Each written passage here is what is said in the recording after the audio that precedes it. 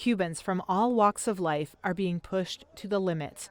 Reuters interviewed over 36 residents in neighborhoods around Havana, and those interviews paint a picture of struggle.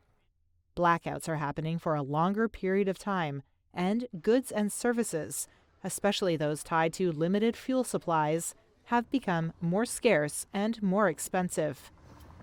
Here's Havana resident Yaite Verdesia. Los precios de la alimentación del ser humano, por lo menos las necesidades principales. Food prices keep going up instead of going down. And no salary is enough to get through the month.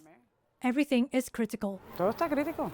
Cuba's peso has lost more than 10% of its value against the dollar in 3 weeks, pushing up the price of groceries.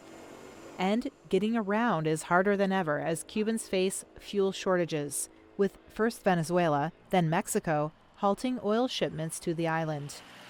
This man said he signed up for a ticket to buy fuel over a month ago and still hasn't received it. U.S. President Donald Trump has said tariffs will be imposed on imports from countries that supply Cuba with oil, boosting the pressure on Washington's longtime foe in the wake of the ousting of Venezuelan President Nicolas Maduro, a key Cuban ally.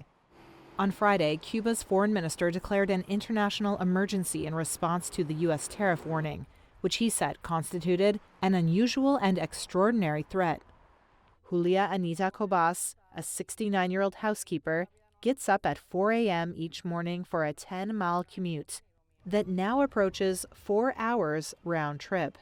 With less public transportation available, the journey has become longer and more costly. She told Reuters, quote, "Life is hard, but we rise to the occasion."